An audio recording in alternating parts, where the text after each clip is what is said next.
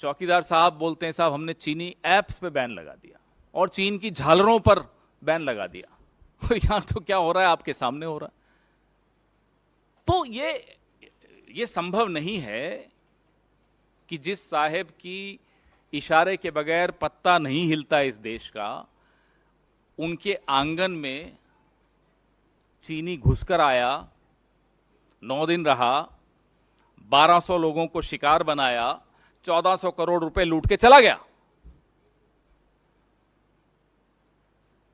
या तो जो कहता है मैं चौकीदार हूं वो चौकीदारी ठीक नहीं कर रहा, या फिर और ज्यादा गंभीर मामला है। हम तो बहुत सवाल पूछ चुके हैं साहब, चीन से आपका रिश्ता क्या है, हम तो बार बार पूछते हैं।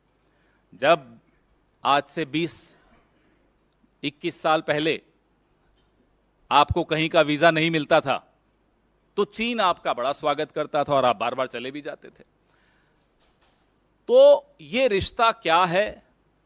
इस रिश्ते के चलते भारत को ना केवल सीमाओं पर नुकसान हो रहा है, आपने तो बड़ी बड़ी ढींगे हाँकी थी, गुजरात के लोगों को भी और देश के पूरे देश के लोगों को भी मूर्ख बनाया था कि साहब ढोलेरा में चीन के सहयोग से गिफ्ट सिटी बन रही है, वहां स्मार्ट सिटी बन रही है। स्मार्ट सिटी कहां बनी?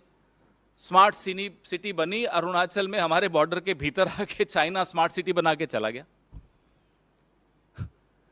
तो उस वक्त आपने चीन के नाम से मूर्ख बनाया, और तो और गुजरात के करिकुलम में चीन की भाषा तक लाए आप। क्या चीन का प्रेम है साहब आपके साथ? चलिए आपका प्रेम आपको मुबारक हो, देश को नुकसान कैसे होगा?